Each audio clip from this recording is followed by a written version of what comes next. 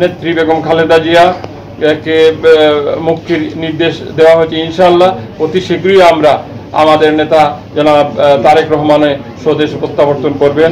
আমরা মনে করি তৃতীয় কোনো পক্ষ যাতে এই আমাদের অর্জিত বিজয়টাকে নস্যাৎ করার জন্য এই বিশৃঙ্খলা সৃষ্টি করার পায়তারা করছে, তা আমরা সিলেটবাসীকে আহ্বান জানাবো এই সমস্ত বিশৃঙ্খলাকারীকে প্রতিহত করতে।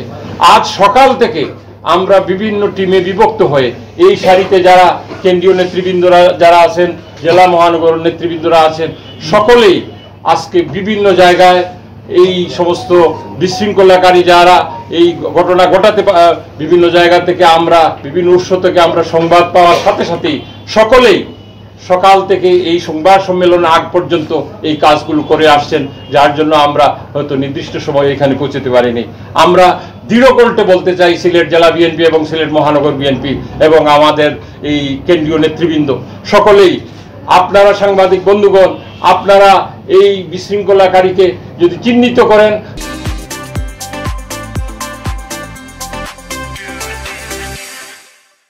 আমরা আমাদের দলের পক্ষ থেকে বলেছি এই বিশৃঙ্খলাকারী আমাদের দলের কোনো পর্যায়ের কর্মী না। এইগুলো বিশৃঙ্খলাকারীরা বিভিন্ন বস্তি এবং বিভিন্ন এলাকা থেকে এসে এই সমস্ত কর্মকাণ্ডে লিপ্ত। আমরা যদি কাউকে দলের কোনো পর্যায়ের কোনো কর্মীকে এই ধরনের কোনো কাজে আমরা জড়িত পাই, সাথে সাথে তার বিরুদ্ধে ব্যবস্থা নিব। আপনারা দেখেছেন দেশবাসীর উদ্দেশ্যে আমাদের নেতা ভারপ্রাপ্ত চেয়ারম্যান জনাব তারেক রহমান দেশবাসীকে শান্ত থাকার জন্য এবং জাতীয়তাবাদী দল বিভিন্ন পর্যায়ের নেতৃবৃন্দকে তিনি সরাসরি ফোনে কথা বলে নির্দেশনা দিয়েছেন যে জনগণের পাশে থাকেন, এই ধরনের কোনো বিশৃঙ্খলাকারীকে প্রশ্রয় দিবেন না, আর যদি এই সমস্ত বিশৃঙ্খলাকারীকে নিয়ন্ত্রণ করার জন্য জাতীয়তাবাদী দল সেখানে অবস্থান যাতে নেয় সেই কাজগুলো আমরা করছি। আমরা আজকে এই প্রশাসনকে, বিশেষ করে সিভিল প্রশাসন, পুলিশ প্রশাসনকে আহ্বান জানাবো, আপনাদের দায় দায়িত্ব আপনারা শুরু করেন। আমরা সিলেটবাসীকে সাথে নিয়ে আপনাদের পাশে আছি। আপনাদের এই কর্মকাণ্ড আপনারা অতীতে যেভাবে করে আসছেন, আপনারা প্রজাতন্ত্রের কর্মচারী কর্মকর্তা, আপনারা সেভাবেই এই দেশে আমরা আশা করি আগামী দিনেও আপনাদের কাজকর্ম করবেন। আমরা আপনাদের পাশে আছি। আপনারা সব ভয়ভীতি উপেক্ষা করে এই সকল কর্মকাণ্ডে আপনারা স্বাভাবিক অফিস আদালত এবং জনগণের কর্মকাণ্ডে আপনারা দৈনন্দিনভাবে যে কাজ অতীতে করেছেন সেই কাজগুলো আপনারা করবেন। প্রিয় সাংবাদিক বন্ধুগণ, আপনারা জানেন যে গতকাল শেখ হাসিনা রাজনৈতিক নেতৃবৃন্দ রাষ্ট্রপতির সাথে বৈঠক করেছেন।